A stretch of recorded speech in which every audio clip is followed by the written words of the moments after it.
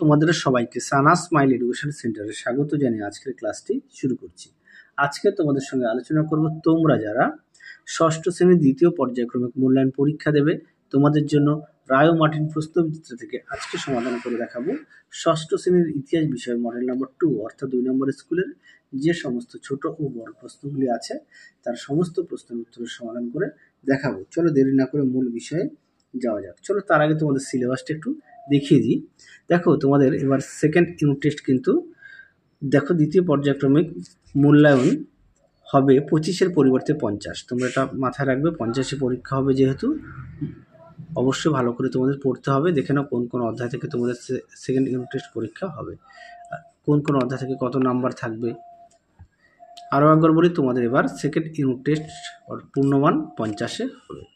চলো এবার আমরা মূল বিষয়ে যাই।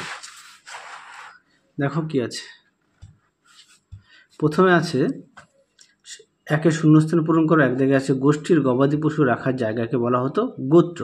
দুয়ে দেখো গৌতম বুদ্ধের প্রথম নাম ছিল, উত্তরটা লিখবে সিদ্ধার্থ।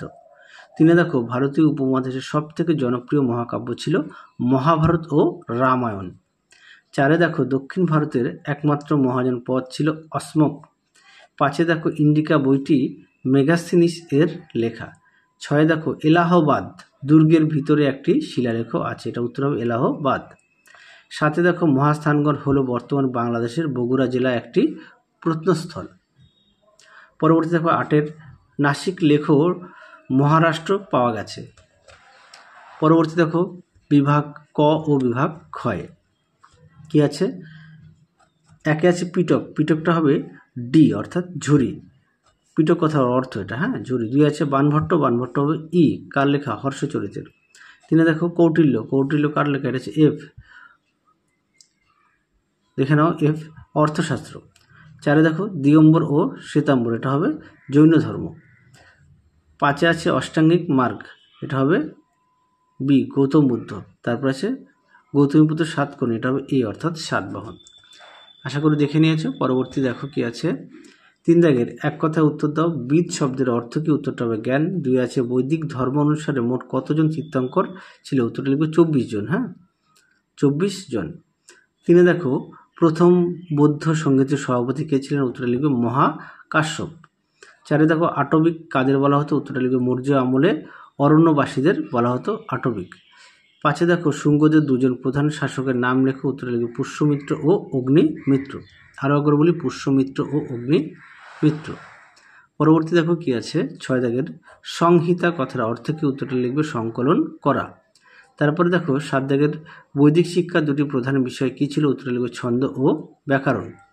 আটে দেখো সুয়ানজাং কোন দেশ থেকে ভারতীয় উপমহাদেশে এসেছিলেন, উত্তরে লিখবে চীন দেশ থেকে, এবং তার লিখিত গ্রন্থের নাম কি, উত্তরে লিখবে সিইউকি। আশা করি তোমরা দেখে নিয়েছো। আরও একবার বলি, তোমাদের আগের ভিডিওতে আমরা সেকেন্ড ইউনিট টেস্টের সমস্ত বিষয়ের সাজেশান দেওয়া আছে, তোমরা যারা এখনও দেখোনি সাজেশানটি অবশ্যই দেখে নিও, আমাদের প্লে লিস্টে গেলে পেয়ে যাবে। পরবর্তী প্রশ্ন দেখো, একের বৌদ্ধ ধর্মের প্রধান গ্রন্থের নাম কি, এটি কয় ভাগে বিভক্ত ও কি কি। দেখো প্রশ্নের উত্তর দেখে নাও। বৌদ্ধ ধর্মের প্রধান গ্রন্থের নাম হচ্ছে ত্রিপিটক, আর ত্রিপিটকের প্রধান তিনটি ভাগ কী কী, উত্তরটা লিখবে দেখো সূত্র পিটক, বিনয় পিটক ও অভিধম্ম পিটক। আশা করি তোমরা দেখে নিয়েছো, দেখে নাও অবশ্যই বানানগুলো তোমরা দেখে নিও, যদি পারো খাতা একটু লিখে নিও।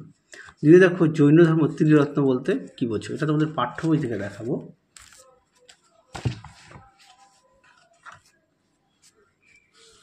দেখে নাও পাঠ্য বই থেকে,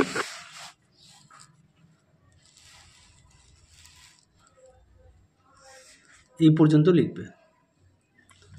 পাঠ্য বইয়ের পেজ হচ্ছে 74, প্রতিটা প্রশ্নের পাশে পেজ নাম্বার দেওয়া আছে। তিনে দেখো বেদের অপর নাম শ্রুতি কেন, দেখে নাও প্রশ্নের উত্তরটি।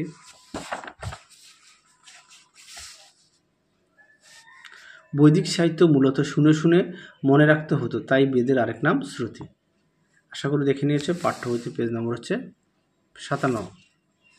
চারে দেখো কনিষ্কের মূর্তি কেমন দেখতে ছিল, এটাও তোমাদের পাঠ্য বই থেকে দেখাবো।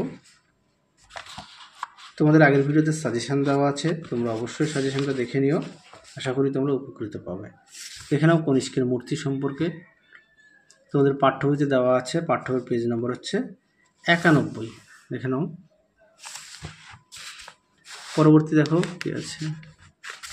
5 মেগাস্থেনিসের লেখা থেকে আমরা পাটালিপুত্রের শাসন পরিচালনা সম্পর্কে জানতে পারি। দেখো উত্তর, দেখে নাও প্রশ্ন উত্তরটি।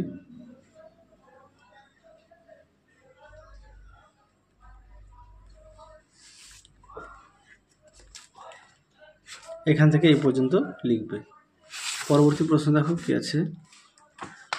6 দাগে দেখো, গৌতম বুদ্ধ কোথায় কত সালে জন্মগ্রহণ করেন? সালটা হচ্ছে 566 খ্রিস্টপূর্বাব্দে। আর কোথায়, এটা উত্তর লিখবে নেপালের তরাই অঞ্চলের কপিলা বস্তুতে। আরও একবার বলি, কত সালে জন্মগ্রহণ করেন? 566 খ্রিস্টপূর্বাব্দে। আর কোথায়? নেপালের তরাই অঞ্চলের কপিলা বস্তুতে। তার পিতা ও মাতার নাম কি? তার দেখে নাও, তার পিতা ছিল শুদ্ধোধন আর মাতা ছিল রানী মায়া। তাহলে গৌতম বুদ্ধের পিতার নাম ছিল শুদ্ধোধন আর মাতা হচ্ছে রানী মায়া। পরবর্তী দেখো কি আছে। 7 দাগের শ্বেতাম্বর কাদের বলা হতো? দেখে নাও উত্তরটা এখান থেকে তোমরা এই পর্যন্ত লিখবে। তোমাদের পাঠ্য বইতে পেজ নাম্বার হচ্ছে 71। পরবর্তী প্রশ্ন দেখো কি আছে। 5 দাগের টিকা লেখো, যে কোনো 4টি। প্রথমে আছে একে চতুরাশ্রম চতুরাশ্রম দেখে নাও চতুরাশ্রম সুন্দর করে দেওয়া আছে, দেখে নাও। তোমাদের পাঠ্য বইতে পেজ নাম্বার হচ্ছে 56। পাঠ্য বই থেকে অবশ্যই দেখে নিও। পরবর্তী প্রশ্ন দেখো, 2 দাগের বজ্রীদের উন্নতির 7টি নিয়ম লেখো। দেখো উত্তর, দেখে নাও প্রশ্নটি, বজ্রীদের উন্নতির 7টি নিয়ম দেখে নাও। তোমাদের পাঠ্য বইতে পেজ নাম্বার হচ্ছে 68। দেখে নাও পেজ নাম্বার 68। পরবর্তী প্রশ্ন দেখো, 3 চতুর্জাম ও পঞ্চ মহাব্রত। দেখে নাও প্রশ্ন উত্তর, দেখে নাও চতুর্জাম বলতে কি বোঝে? উত্তরটি তোমরা এখান থেকে লিখবে। এখান থেকে এই পর্যন্ত লিখবে চতুর্জাম। আর পঞ্চ মহাব্রতটা দেখে নাও, এই পর্যন্ত লিখবে। এখান থেকে এই পর্যন্ত দেখে নাও।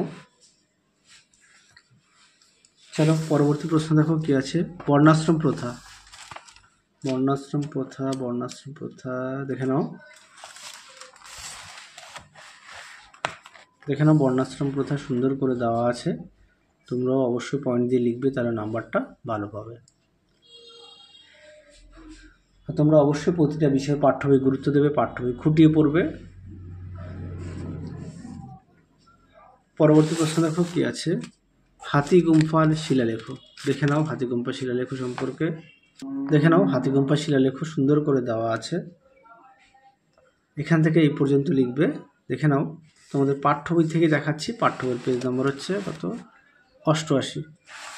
চলো এই সেটের শেষ প্রশ্ন, নাসিক লেখো।